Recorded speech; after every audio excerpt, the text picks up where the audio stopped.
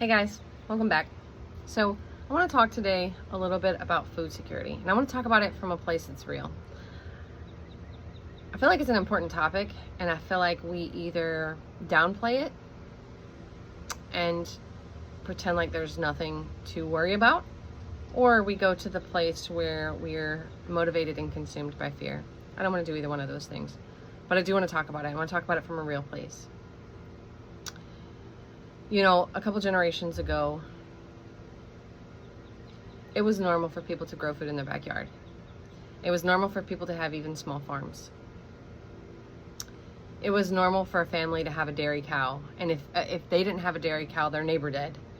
It was normal to have chickens and to grow a lot of what they ate. Not everything, but a good portion of what they consumed. That was normal a couple generations ago.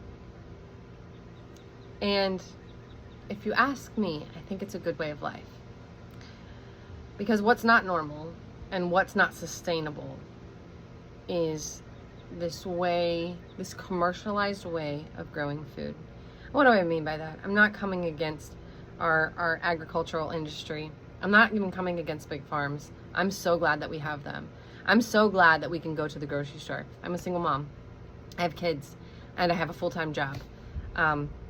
The fact that I can order food from the grocery store and like half the time I have it delivered to me. Like I love convenience, right? And that's important. And I'm so grateful that we have that. It's a gift. It really is. But it may not be sustainable forever. You know, some of the practices that we implement in trying to grow food commercially is really bad for the soil. It strips the nutrients out of the soil. And it also makes the food that we consume less nutritious for us.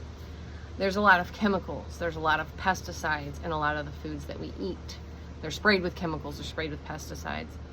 There's also really high amounts, sometimes, of fertilizer in order to get those plants to grow in soil that's been stripped of its nutrients. Like I said, and I'm not here to come against big agriculture. I'm just speaking truth. What winds up happening is we deplete the soil of those nutrients because we do crop after crop after crop, and these really big spaces, and we have to incorporate all these pesticides to keep bugs off. Because we have, you know, such a vast space of one type of crop. We're also not replenishing the soil or letting it rest.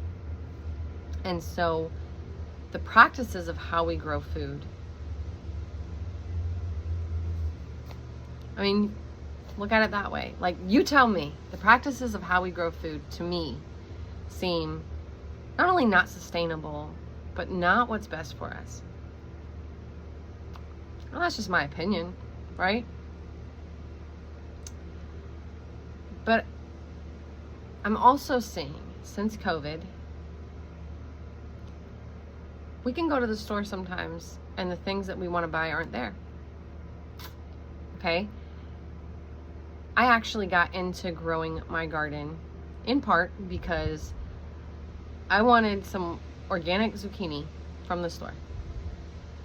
And I tried to order it one time, and a couple years ago, I tried to order organic zucchini, and I could not find it. I went in person to the store, and I still couldn't find it. Frankly, I was just frustrated. I just wanted zucchini, and I thought, you know what? I bet it's weird, as weird as it sounds. I thought, you know what? I bet it wouldn't be that hard to grow a zucchini plant myself. And I started a garden. Who would have thought that? But that really is how I got started. In part, that's how I got started. There was a lot of other stuff when it came to, you know, I had to start reading the backs of labels because my daughter is allergic to nuts. And so we found out she was allergic to nuts. And so I had to start reading the backs of labels. And I realized that a lot of the food that we put in our bodies is not actually food. It's things I can't pronounce. And in doing a little research, I'm finding, like there's a lot of preservatives and maybe they are food products and, maybe that's my ignorance, but I don't feel good about feeding my children and myself a bunch of really highly processed foods. I just don't feel good about that. I also don't feel good about feeding my children food that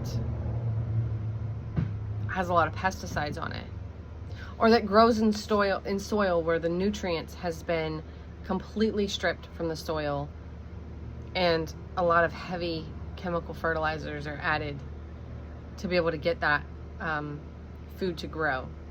And things are done to make food grow prolifically and for quantity, and in doing so we're sacrificing quality. I didn't feel good about feeding my children those things. That's why I grow a garden. Maybe you don't feel the same way, and that's okay. That's okay. I'm not here to tell you, hey, come to my way of thinking.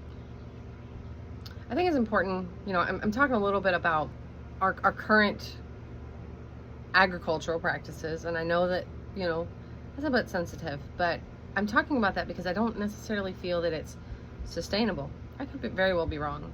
I don't want to go to the place that says, here in America, we are going to deal with massive food shortages. I don't know that. I don't have any way of knowing that. And honestly, I'm not going to spend my time worrying too much about that right now. And it's not to take it lightly. It's not to take it lightly. I don't want us to take food security lightly. I don't want us to take the possibility of food shortages lightly, right? I also don't want us to go to the place where we are paralyzed by fear, or that we're motivated by fear. I don't even want us to be motivated by fear. And that's just my opinion. Do what you want. But I think wisdom is what we should seek. I think being prepared and enjoying the process of being prepared should be what we should seek, right? I love growing a garden in my backyard. It brings me so much joy. I love raising chickens. I love watching them nosy little creatures. They're nosy and they're naughty and they're entertaining as can be. But to me, I'm enjoying that process, right? Like I'm enjoying that journey so much.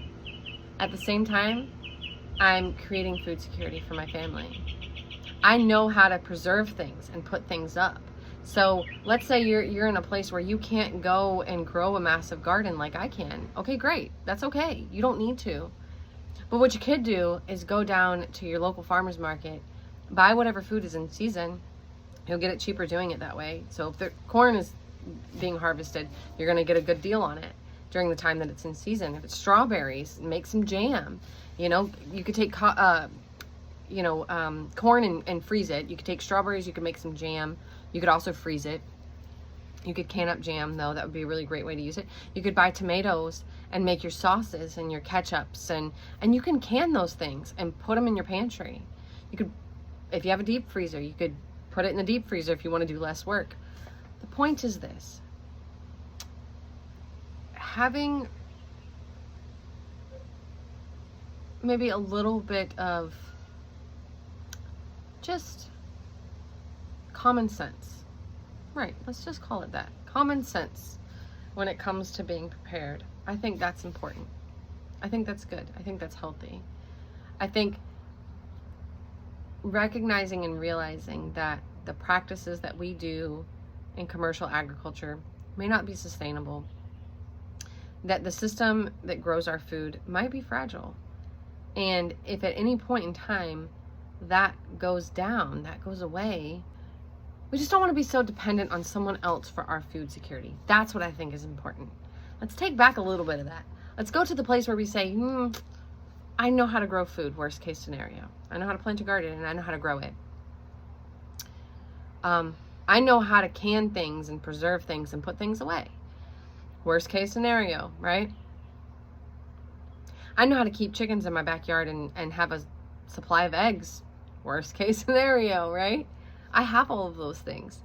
It makes me feel a little bit more secure. It makes me feel like, man, like I'm not dependent on anyone else to provide for my family, to care for my babies, to put food on the table for them. I can do that all on my own. I know how to cook. That's another thing. I know how to cook from scratch. I think we can't really talk about food security or preparedness without talking about knowing how to cook from scratch. It's really important. I don't cook everything from scratch. Like I said, I'm a working mom. I have a full-time job. I do not cook everything from scratch. But there are a lot of things that I do cook from scratch. There are a lot of things that even if I don't always cook them from scratch, I know how. I do it when I have time. I enjoy doing that. I do it with my children. I have fun doing it. And my guess is if you found my channel, you have fun doing it too. So let me encourage you with this. Let's grow food. Let's put some things away. Not from the place of fear.